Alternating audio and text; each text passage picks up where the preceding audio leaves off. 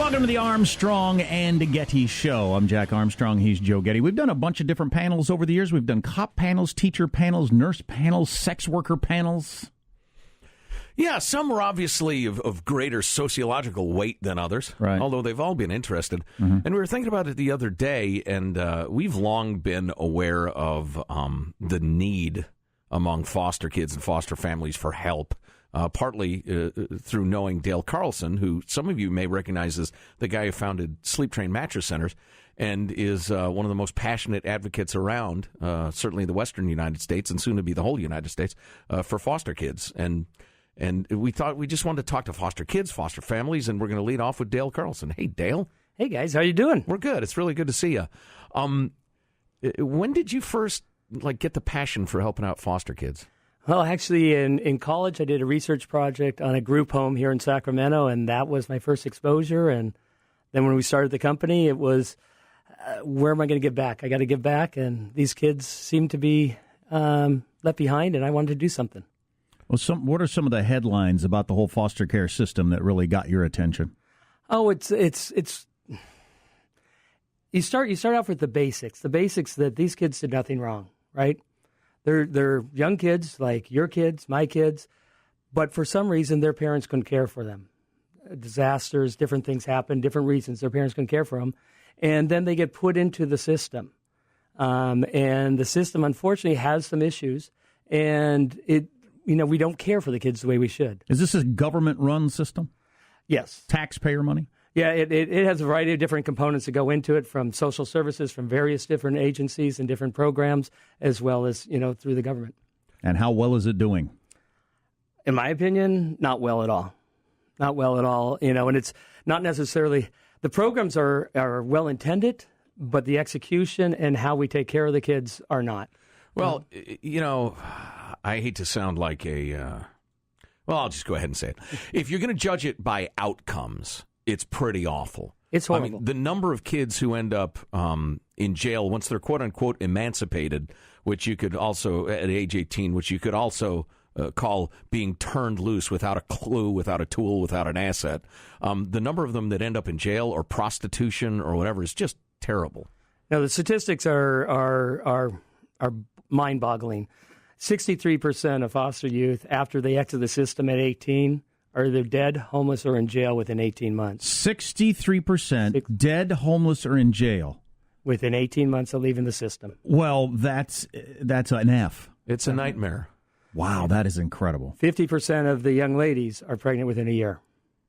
Wow. And the system starts again.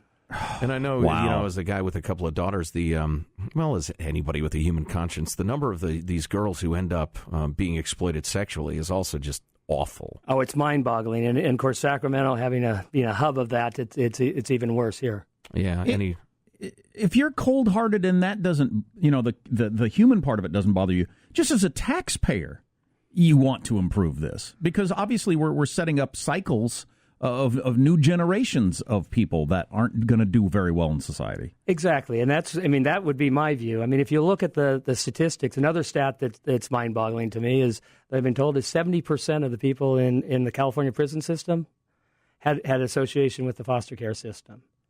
So in my mind, if you start and take care of our kids early, you can avoid all that. Because what happens, and once again, remember, these kids are not bad.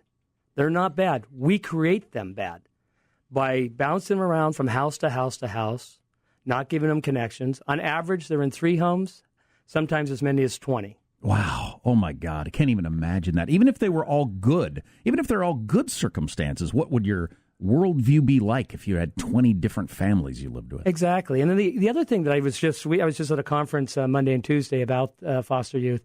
And one of the things that dawned on me or that I was told was that, we all, as human beings, we have a natural need for connections, right? Of course. So when you take this young child and traumatize them by pulling them out of the house or the traumas that they've gone through there, and you take them out of the house, take them away from the connection they have. We have this natural connection with our parents, a natural connection. You pull them away, and then you bounce around from these houses where they don't form any connections. At 18, they don't have the connections, that sense that someone is there for them. Right. Or that what they do matters. that anybody cares what they do. Right. Now, let's be clear, though. There are some great foster parents out there. There's some tremendous amount of workers that work their butt off to really help this system. We're going to talk to some next hour. Right. And you'll find, I mean, they just do great work, and they try and they try and they try, but they don't get the services they need to help make that work. We don't have the mental care services to help these kids. Mm-hmm. You know, they're traumatized. They either had issues in home because of what happened at home that got them out of the house, or just being taken away from their parents and put into a home. And that trauma, we don't give them the mental care services to make sure, the mental health, to make sure that they're taken care of so they can deal with this and move on and be successful. Dale Carlson is with us. Dale is the CEO at this point of the Ticket to Dream Foundation. Is that right? Or? Correct. Yeah, the CEO of the Ticket to Dream Foundation. It's a great opportunity for me, and we're excited. You know, the Sleep Train program, as you know, was to collect items for foster youth across the regions that we serve, and with our sale to Mattress Firm in 2014, we now have rolled this out to 3,500 stores in 49 states. And you, having run a successful enterprise for a number of years, you actually said, you know what I want to do now? I want to run this charity. Exactly. That's it's my second act, as I was telling you. It's my second act is to help foster youth, because I have a real passion for these kids. They did nothing wrong, and they need someone to say, we care about you. And, by the way, I got to point out, some of these kids might be troubled kids. They might be, they're no bad kids per se. They might have done some bad stuff. But when you think about the dislocation, the fear, sometimes the lack of decent role models, et cetera, these are kids. Even the teenagers are kids. And if you've ever raised a kid, if you've ever been a kid, if you have any insight into yourself, you realize a lot of people act out when they're hurt. Exactly. They're angry because they're hurt.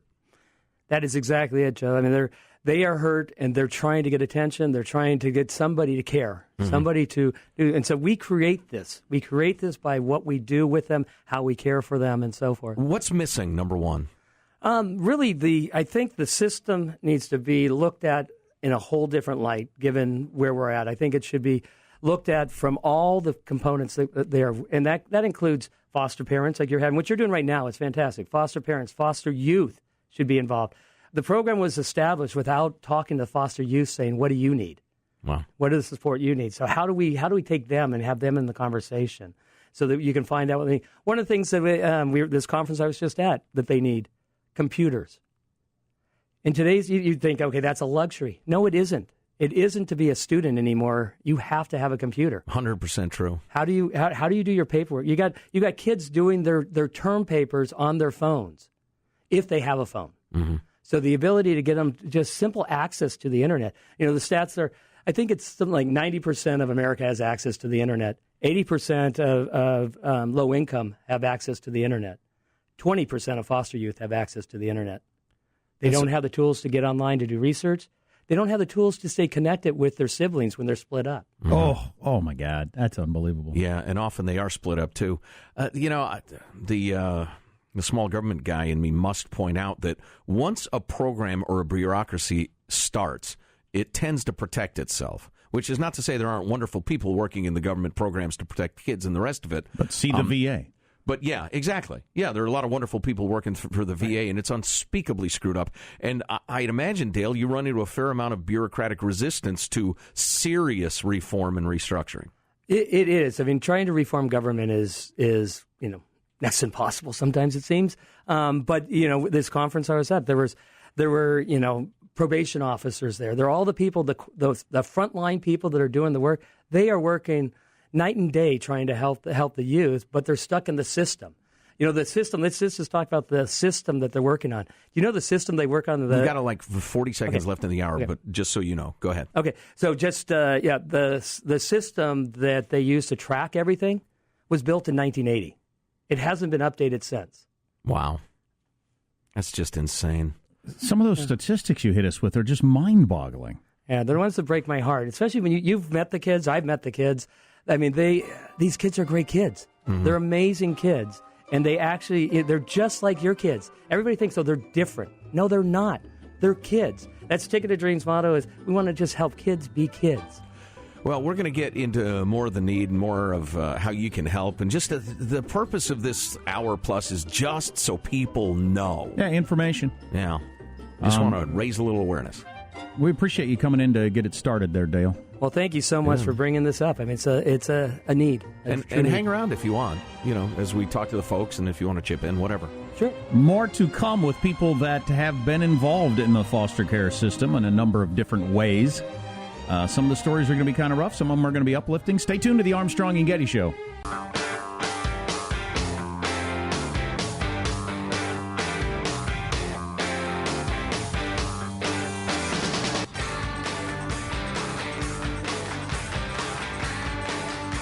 Thanks for tuning in the Armstrong and Getty Show. We are going to learn something about the foster care system today. I've already learned a lot. And hopefully this will play a role in making it better in the future. Yeah. You'll occasionally hear me make a sarcastic reference to the fact that kids, whether we're sticking them with the national debt or whatever, really need to get a union or something or start bribing politicians. And that's just an expression of how frustrating it is that politics doesn't respond to need as much as it responds to force and money. And thousands and thousands, hundreds of thousands of kids who desperately need help don't have money to bribe politicians with. And so really the only thing that they and we can do is bring some pressure. And, that's part of what we're doing here. But there are a lot of beautiful kids, young kids, who deserve to have a good, happy life, who ain't getting one, and we ought to be doing a better job. And we just heard the statistics, the high percentage of people that come out of the foster care system at 18 and within a year and a half are homeless, dead, or in jail. The number of girls that are pregnant. So we got some work to do. Yeah, we've got some folks we're going to talk to both in person in the studio and on the phone. Michael is with us. Michael, a foster father from 2004 to 2015. 13 different children, Michael. It's had to be a hell of an experience. Luckily, it wasn't all at one time, so it was spread out. Most children we had at our house at one time was 8. Wow. Yeah. So we do the best we can with trying to make sure everybody fits together as a family when they're with us. Yeah. Well, we'll talk more about that in a couple of minutes because that's just amazing stuff. And Mason is here with us. He was homeless and a foster kid. Yep. Became a caretaker of your teenage siblings and 1-year-old niece when you were 20. Wow, that's not what I was doing when I was 20. No. Not many were. No. How'd you come to...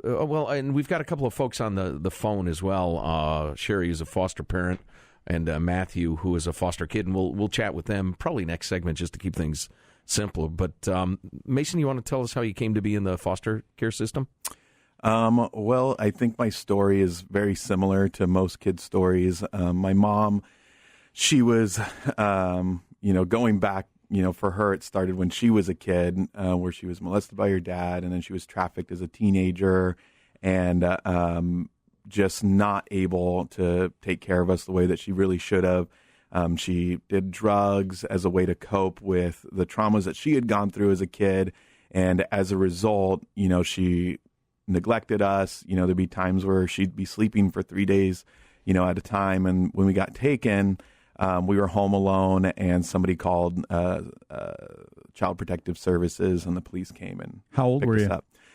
I was like in second grade, so like 7. Wow. And your siblings were how old? My siblings, so my sister's 4 years younger than me, so that would have made her 2. And then, she was 3, and then my brothers were a little bit younger than that. They're about a year and a half younger than her. All at home alone. All home alone, yeah. Wow. Yikes. And how many different foster homes did you end up in? So I was in foster care 2 different times. The first time I had 2 different foster families. I had Mary Ellen and Bill. I don't remember their last names, but Mary Ellen and Bill were awesome people, and they were more of a short-term placement. And then I got placed with this lady named Rosie. Her and her husband, they had kids. They had this huge house in Martinez, California, and I don't know, there must have been like 8 or 9 kids there at a time, and then neighborhood kids. They were really just the place to be. And then my second time in foster care, I lived with my grandma. Were you ever with your siblings? So the first time, no. It's very difficult to get placed together. My brothers are twins, so they were able to keep them together. But other than that, we were all separated into 3 separate homes. What was it like as a kid well, what did you think at that age? You're at some new house with some new people parenting you. What were you thinking at that time? Well, when the police came, it was the nightmare come true. Like, this is what at least I was very aware, like, this is a possibility. We've had people and neighbors and stuff where their kids got taken away. This is what, this is the nightmare, is for us to get taken away. Even though my mom, didn't know how to be as good of a mom as she could, she was my mom and I loved her and I wanted to stay with her. So when we got taken away, we didn't see her for a few months. And initially, wow, that's just, I can't even imagine what that's got to be like for a kid. It was. What were they telling you during that time? They tell you very little. When you're a kid, they give you very little information. At least when I was in foster care, I would ask and ask and ask, and as vague of an answer as possible is what they would give to me. And when I got to the foster home, Mary Ellen and Bill were the first ones to have me in their home, and they were great. When I was scared, it was late in the middle of the night that I came to their house, and I was filthy. I had cuts on my feet because my mom, she had tried to kill herself a few days before, so there was glass on the floor from where she broke a picture, and I walk in and I don't have socks, in my, I'm wearing shoes, no socks, my clothes, everything is filthy. First thing they do is give me a bath, and my feet going in the water, it hurts. And Mary Ellen, she tells me, like, there's special soap in there and it's going to help it heal. And, there's just like a warmth with them. You could tell, looking back at it now, it wasn't their first time receiving a kid in the middle of the night, coming in a similar situation. And Mason, go ahead. Sorry. I was just going to say immediately I was put to ease, even though I was in a very stressful situation. They were, I don't know, they were professionals. I don't know how to put it. Well, let me turn to Michael at that point and ask you, as a foster dad to quite a few kids, what's it like when the kid comes into your home and you're trying to figure out, what are they bringing here emotionally? What's their state? That's got to be a serious thing. Without a doubt, every child that comes to your home in this state is scared to death. They don't know what's going on. Very rarely are they being told what's going on. All of the children we have were, with one exception, were old enough to communicate with you. They were all 4, 5, 7. We had a couple of 14-year-olds come to us. The older they are, the more they know. But they're all scared. They all don't understand. And the ones who are teenagers are usually also angry. Mm-hmm. So what you have to do as a foster parent at that point is at least what my wife and I did is we introduced them to the other kids in the family, and we let the kids talk to them. And we sat around and input information that was needed at that point. My wife and I have 2 biological daughters, so we started with 2 before we went into the foster care system. So we always had children to talk to the children as they came through. For us, that seemed to work fairly well. It didn't work all the time. Sometimes my wife and I would come up with ideas to try and gather children together, just talk about life, talk about everybody's families or something when a new child came into the family, and they didn't want to talk about it. So then we have to go for a walk and to see if, maybe walk an hour. This is going to be your room. Do you want to sit down? Do you want to have do you want to talk? Do you want to play? Do you want to, try and find out what the child wants. Get them to interact with you. And sometimes they won't. Right. Depending on how upset they are, they won't interact with you. That's when you do that patient waiting game.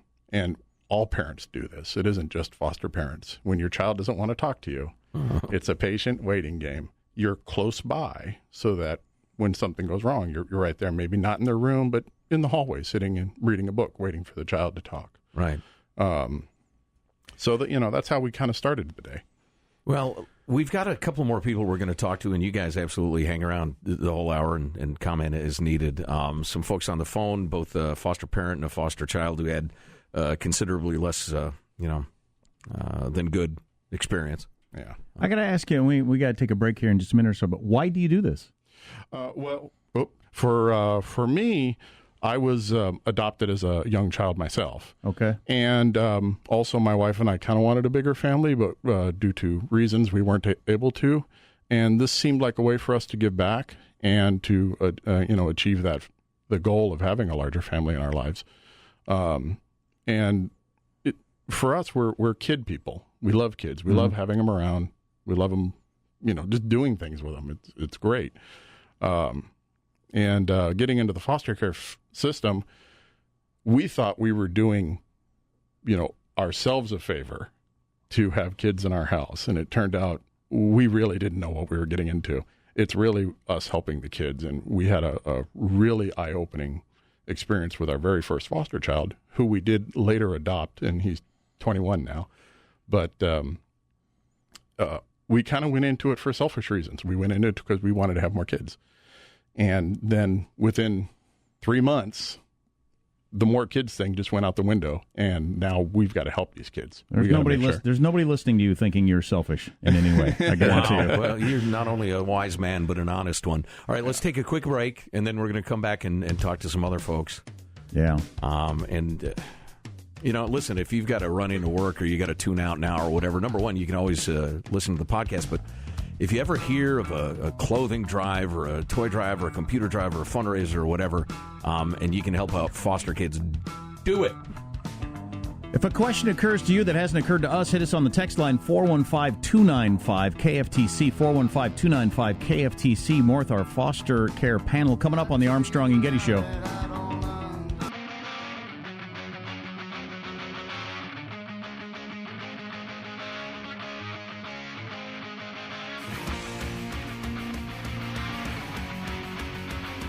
If you've missed the last half hour of the Armstrong and Getty Show, you really got to seek out the podcast and catch up later in the day. We're doing our foster care panel, and we're learning a lot about the system. And if you had a happy, healthy, safe upbringing, and or your kids do, it really puts your problems in perspective.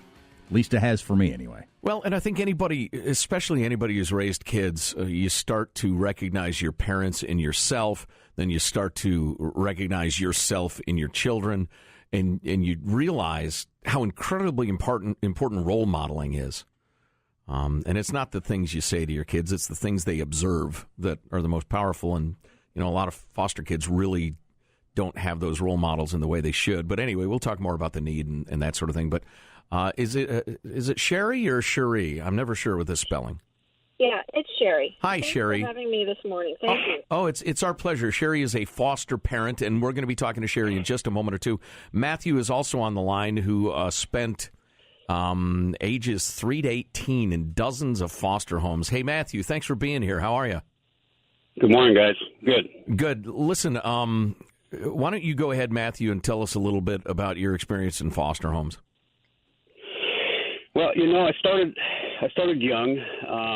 I had 2 siblings, and we were abandoned by my mother at a young age, picked up by my father, and much like your earlier guest, we had a dad who didn't really have all the tools to take proper care of us, and we wound up in foster care pretty early on, and we worked together as siblings in a handful of different homes, and it's hard to keep siblings together, especially 3 of us. So when we were split up, I was young. I was probably 9 years old, I think, and there was no more contact with my brother and my sister. Dad quit coming for visitation, and I really lost contact with them for a number of years. I've only just recently reunited with my brother through social media.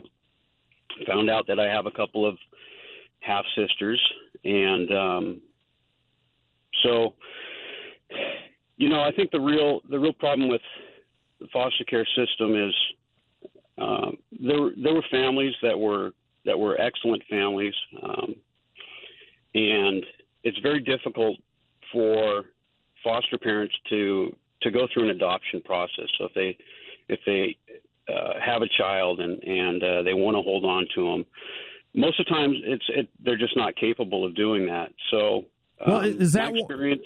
Because I don't quite understand how this works. So is that how you ended up in dozens of homes from ages 3 to 18? Because that's, is that one a year? I mean, how did the parents say, okay, that's enough, I'm done, only wanted to do it for a little while, or did they pull you out? What happens there? It's not always clear. Sometimes the homes are just a short-term solution, especially earlier on when there's 3 kids. They're not going to keep them for very long. Some are receiving homes, so you just go there for while they're waiting for a place. Some are respite care, where they only take kids for a couple of weeks to give other foster parents, a chance to relax. Sometimes it's a group home. Sometimes it's a boys' home. Sometimes it just doesn't work out. So there's a lot of moving around. I hate to get into it, but we really have to. Can you talk about some of the bad experiences you had in the foster care system? Yeah, again, there are some really good parents, some really good families. But then on the other hand, just a handful of experiences. One thing that was more common than one thing that was really common would be that the foster kids would eat downstairs. I remember one home in Auburn where I arrived with my, I had a black garbage bag, and that had everything I held in the world. And in fact, I had just been picked up from school by my caseworker, and I didn't know they were coming. And, off to a new house. And there was 2 other foster kids there. And when it was dinner time, the real family, and that's how we felt, that's what we thought of that as, the real family ate upstairs at the dining. Anyway, they ate upstairs and we ate downstairs. I had home where we were in Seattle, and there was 4 other of us kids, and we were kept in the basement of this house, and we were locked in there at night. There was a padlock and a hasp on the outside of the door. We were fed literally beans and rice every day. That was our meal, and Zoom or oatmeal in the morning, and I hated Zoom. And for my birthday, I got a Hostess apple pie. So that was a home I ran away from. When you're a foster kid, your only defense mechanism really is to run away. I lived on the streets at that time. Do you have any idea what happened to that particular family? Or did you just run away? And I understand why, it's not your job to follow up on them, but what were they doing? They're criminals. They should be in jail or executed. Absolutely. And, looking back on it as an adult, I realized that this was a single woman, and she was older. She had children that lived there between their 20s and 30s, and they had a chop shop right out back. So I know that house is burnt down. I went back by and visited not too long ago, and it's burnt down, as it should be. And but when I ran away from there, I ran to a foster home that had been great for me, and they weren't allowed to keep me, and they had to take me back. They had to call the sheriff, and the sheriff picked me up and took me back. So, Matthew, God! I know there was physical and sexual abuse as well, which you haven't brought up.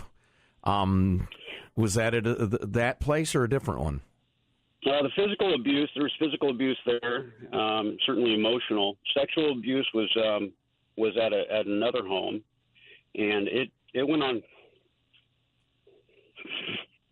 It went on for years, and I didn't.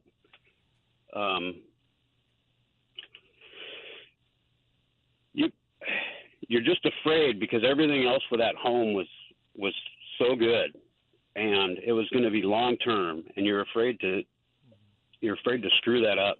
So, Michael, I see you nodding your head. You relate to some of this stuff you're hearing here? Mason? Yeah. I'm sorry, Mason. I don't relate to it personally, but a lot of the kids that I work with here in the Sacramento region who are homeless have had similar experiences. And so when I hear Matthew recounting what's happening and that fear of like destroying, what little good there is, even though there's this bad, and you just they feel a guilt, and it's mind-boggling when I hear that there are people who do this to kids who are ready. It's so unbelievable. And I hear it all the time. I hear it all the time, and it doesn't get easier.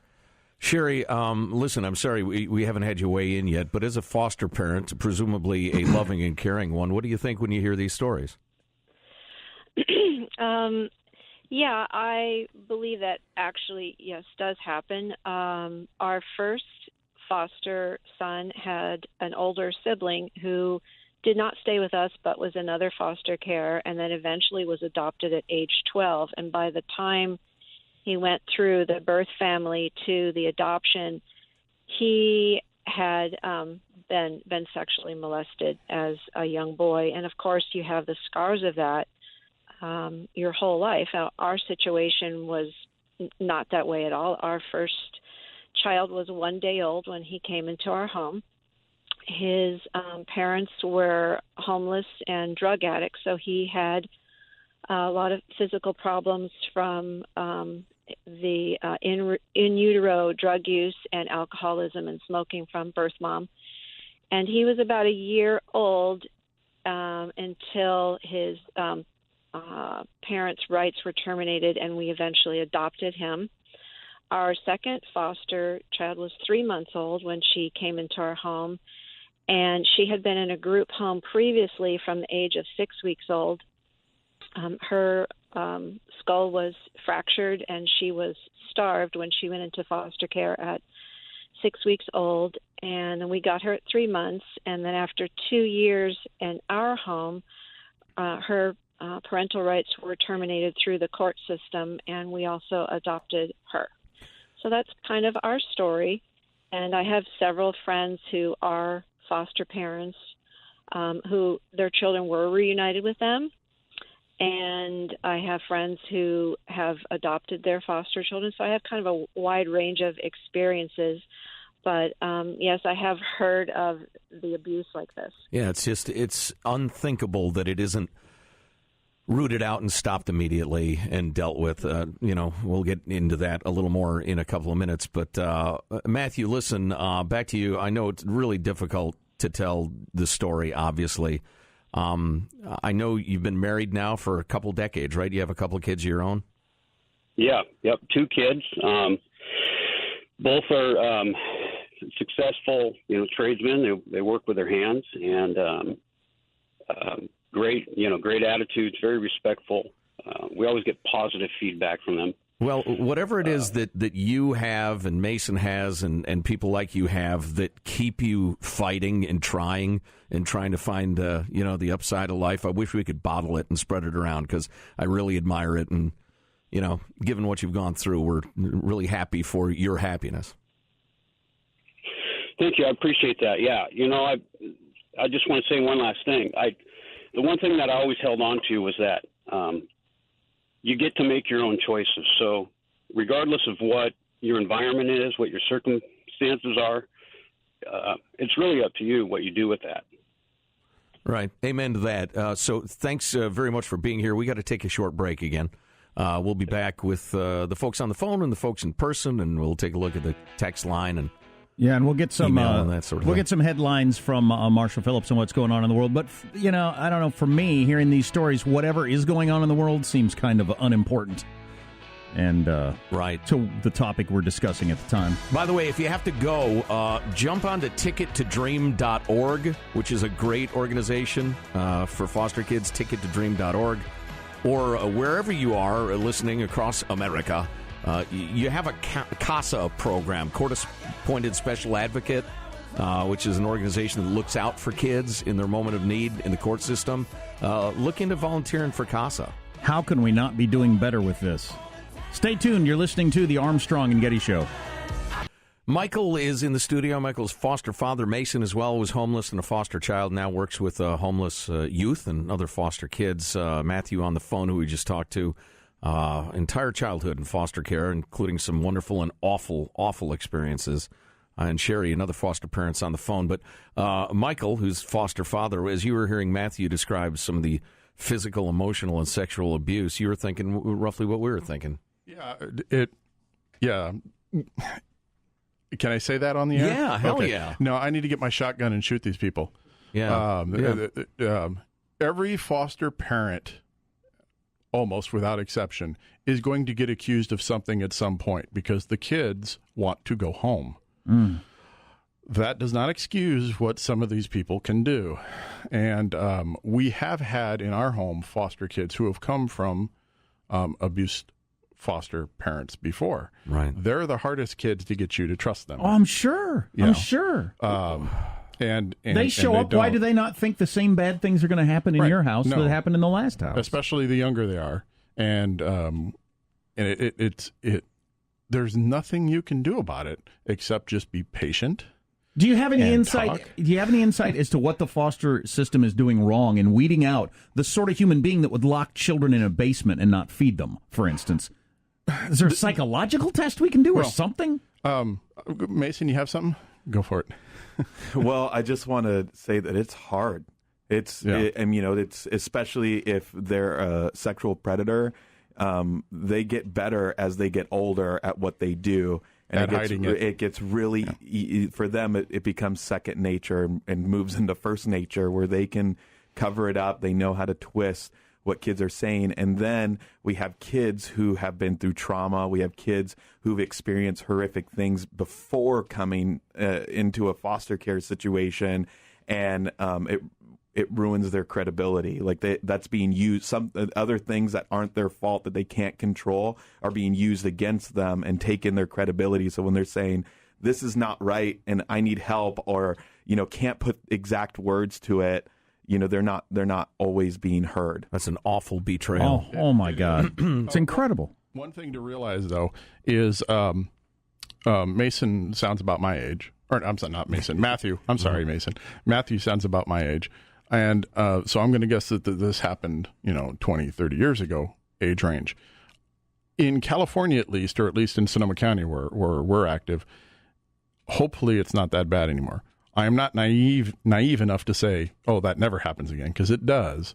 But the watching of the social workers, the training of the social workers to catch predators is at a higher end than it was 20, 30 years ago. I don't doubt that. But what you said about, every foster family is accused of something, it goes to the incredible difficulty of the situation. My wife and I, we weren't accused directly, but we were accused of sexual inappropriate contact between children in our home. Mm. The way we handled it is we brought everybody in. We opened up our house. We didn't argue with anybody. We said, talk to everybody. Talk to whoever you want to. Let's get this out in the open now. I would say that is the only rational response. It is. And there's a lot of people who talk about, you don't want to tell the cops anything, blah, blah, blah. When it comes to stuff like this, no. Open honesty. If you can't do that as a parent, because they're going to find something, you yelled at the kid last night. We're not really supposed to be yelling at the foster children because they're afraid of you when you start yelling at them. So we try to keep our voices down. But when I do scream at them, when I become dad all of a sudden, bad things do happen. Bad things will come out. You cannot hide that. Don't hide it in the system. Be open and honest, and you're getting forgiven most of the time. Mm-hmm. I've gotten a couple reprimands for being a little too aggressive with my voice. But, I'd rather have that. I'd rather have that than try to hide things, because the social workers will pick that up and then they start investigating you more. Sure. Okay. And I like that because they go and investigate other foster parents who are doing the sexual molestation or who are not feeding their kids appropriately or ignoring them completely. All right. Well, it's funny. People always ask us, how do we fill 4 hours? And the honest truth is the problem is limiting it. to 4 hours, and this hour's going by way too quickly. We need to take another break. When we come back, I think I want to, and Jack, whatever you think is right, I think I want to end by asking everybody with us, what can people do to help, and what's the first thing that needs to happen? Right, that's so a good let's one. move towards solutions. It's a good one. So stay tuned for that. If these stories didn't move you to want to be involved somehow, I don't know what would. Stay tuned to the Armstrong and Getty Show.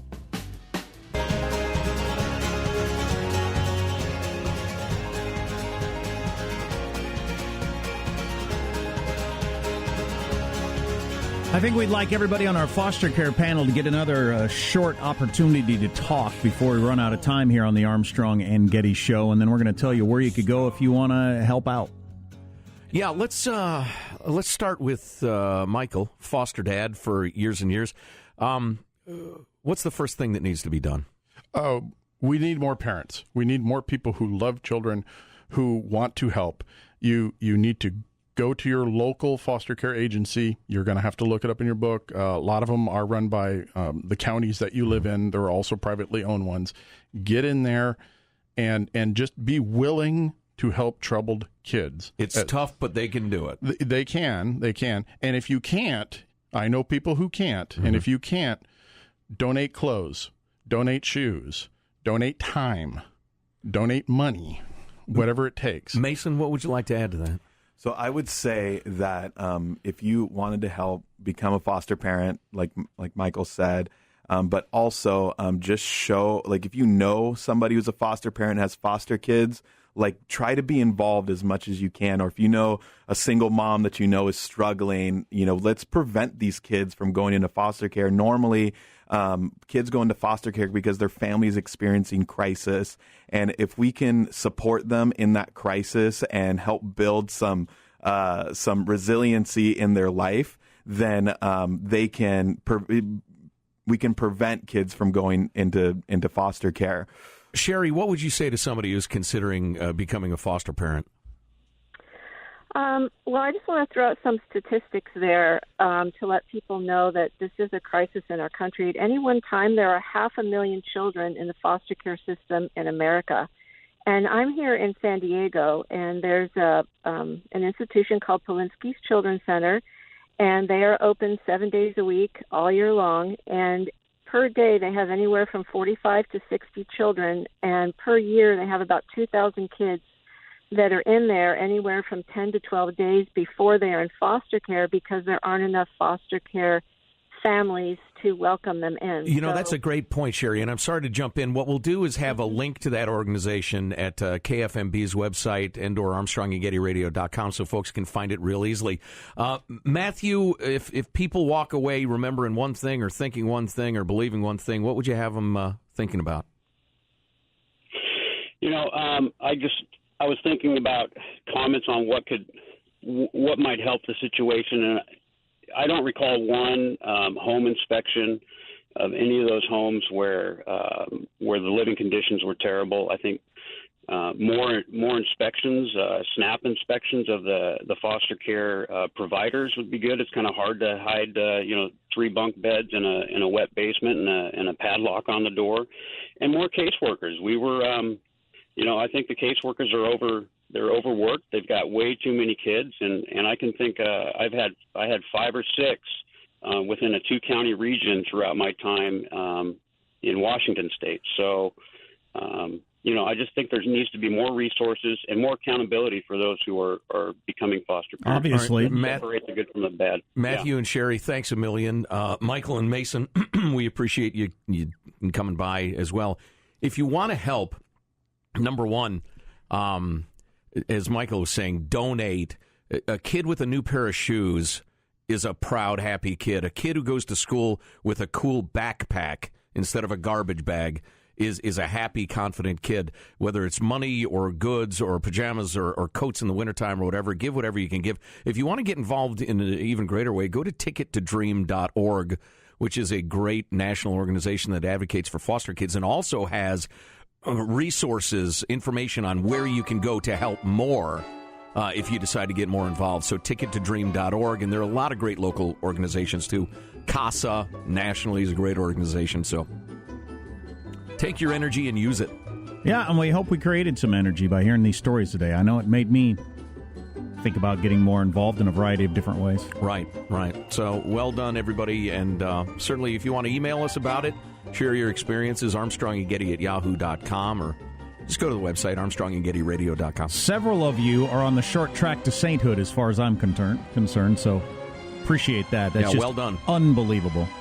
You're listening to the Armstrong and Getty Show.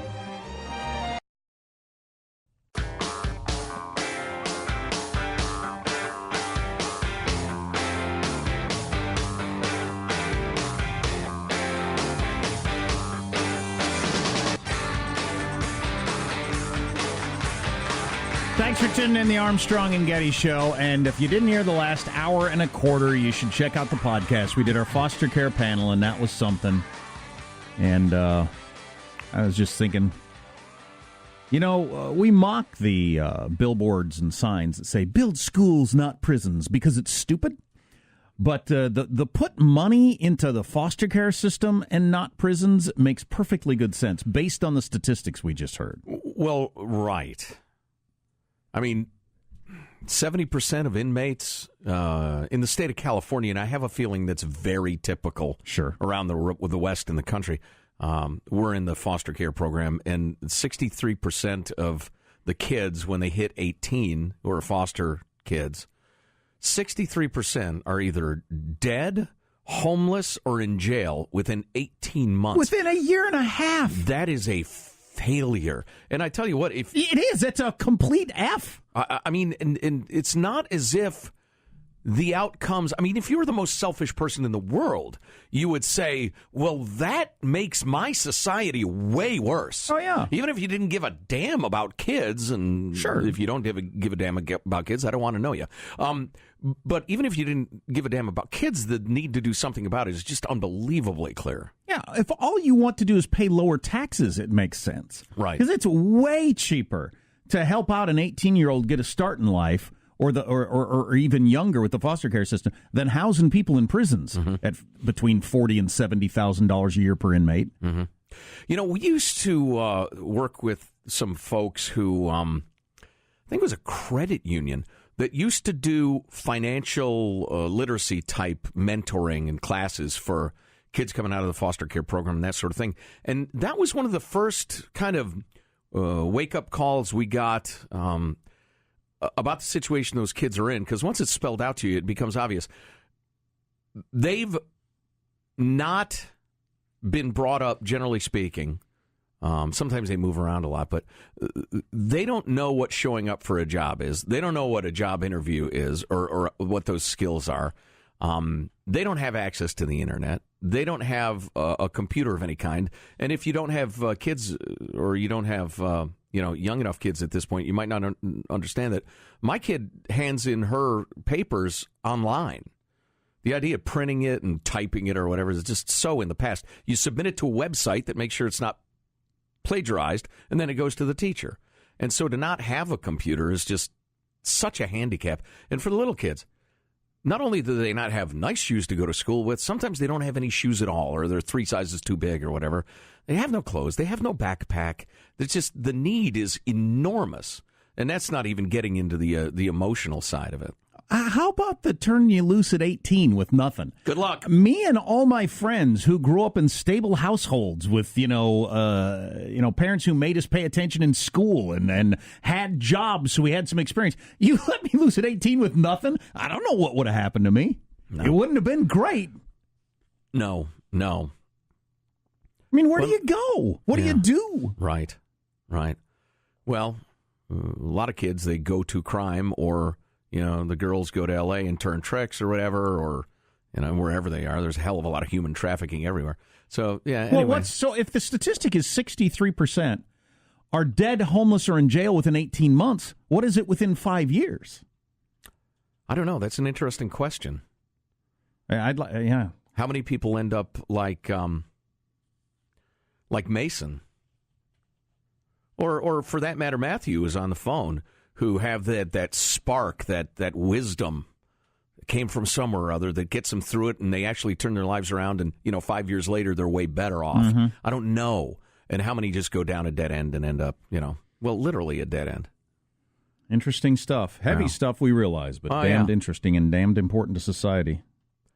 Yeah. So, like we said before, you got, $10, $20 to give someday, or that you hear they're having a coat drive, and you think, I'm going to swing by the Target and get a couple of winter coats. I can afford that, and you donate them. That's helping. Another thing it was helpful with that hour is I texted my wife about it. It makes our various parenting things seem very, very minor, that we stress over too much this or that, not enough or something. They'll be fine. Right. They'll be fine. Yeah. Everything will be fine. You are thinking, you agonize over the last few percentages of parenting as parents in a healthy, stable home. But it's not to say you shouldn't, but... Remember this segment the next time you step on a Lego, Jack. Those hurt. The lighter side, brought to us by Michelangelo. And when my kids are old enough that it wouldn't damage them to know what's going on with some other kids, I got to get them, exposed to that so they realize how fortunate they are. Yeah. Because, when I was a kid, it wasn't until I got to college that I realized there were people that didn't have the life I had. I didn't know that. Mm-hmm. I knew there was such thing as super poor people and everything like that, but I didn't know what was going on in some people's houses. I thought inside their house was like inside my house. Yeah. I was definitely exposed to, different lifestyles and different, economic circumstances and stuff like that. But in terms of the really ugly stuff, no. At what age is it cool to talk to your kids about, all right, some kids' moms are junkies. And they don't even feed them. They don't clothe them. The boyfriend comes by and kicks them around or worse. Right. And those kids are out there and they're good and decent human beings. And they, the one thing, one of the tendencies we have as human beings is we really need to imagine people in that circumstance not deserved it exactly, but that we're different from them, or there's no way we would have been in that circumstance when it's just the luck of birth. It's just, they're just like you, but they got screwed. I don't know. But we ought to be teaching. I think teenagers certainly could handle that. Being aware that a lot of people are born and get screwed. And, we ought to be able to help them. They're kids, for God's sake.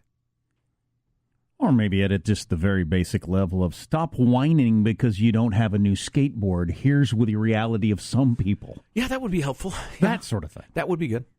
It's funny. One of our guys, it turned out there was a scheduling problem. He was going to be a guest, was a guy who works at a juvenile detention facility. And, if you're in that line of work and you have thoughts on that end of it, quote-unquote juvenile delinquents, the vast majority of whom come from these completely screwed up circumstances, we'd love to hear from you. Drop us an email or text is a little unwieldy for a longer series of thoughts, but drop us an email sometime. Armstrong Getty at yahoo.com. My wife, when I met her, was working as a counselor at a home for emotionally abused teenage boys, and that was my biggest and, I think, first exposure to that world. It's just unbelievable. You can't believe that these human beings exist who treat their own children like this. Yeah. It's just unreal. Yeah. And in this particular place, they would graduate, I'm using my finger quotes. They graduate various levels and stuff like that. And some of them had parents that would show up and everything like that, but a lot of parents wouldn't show up. Wouldn't even show up. It's just, you just want to kill them. Yeah. You want to kill them. Yeah. Well, or you want to help, or both. Actually, both. What was I going to say? Oh, the one thing we didn't get into with the panel, and I wish we had, but feel free to knock some thoughts our way on this, too, is the relationship knowing it's going to be temporary in some cases, or hoping to adopt the kid and then the screwed up birth parent, or in rare cases, parents, get involved, and that sort of thing can be so difficult. Mm-hmm. Oh, God, it's just, I don't know. It's so complicated, and there's so much to it. It's almost overwhelming. We did an hour and a quarter on the radio. You could do a 3-hour documentary, and you'd have to edit the hell out of it to get it all to fit. God, I'm going to need... But don't be overwhelmed. Just decide we're going to help somehow. You would in whatever way you can. Yes, Jack, you're correct. There was a great deal of reaction to our foster care panel yesterday from roughly 7:45 to 9 o'clock, and then a little follow-up afterward. I'm going to touch on some of the comments quickly. Not that they aren't truly appreciated in the rest of it, but there are quite a few of them. Chris, longtime listener and big fag here. Foster care roundtable was wonderful. No one does this sort of thing. A lengthy, in-depth, serious discussion of an important issue. Thanks so much for doing this. Chris, it may crush our ratings, but we like doing it, so we do it. Wow, we had a great panel today. Love your show for many years. Panels have been my favorites. Today's Foster Kids was off the charts. I was in tears of joy and complete sadness listening to these great folks. Please continue, etc. Shame on our society for getting an F- on helping these poor kids out. No kidding. Trump should take this on and get it fixed. Well, perhaps he will if it comes across his radar. I wanted to offer my personal thanks for allowing us to talk about foster care today. It's been a personal and close subject to me for some time. That's Mike, who's in here as a panelist, who was absolutely terrific. Somebody brought up the idea yesterday. I wish some first lady would make the foster care system their thing, since first ladies have to make something their thing. For some reason. Yeah, that would be a good thing to focus on.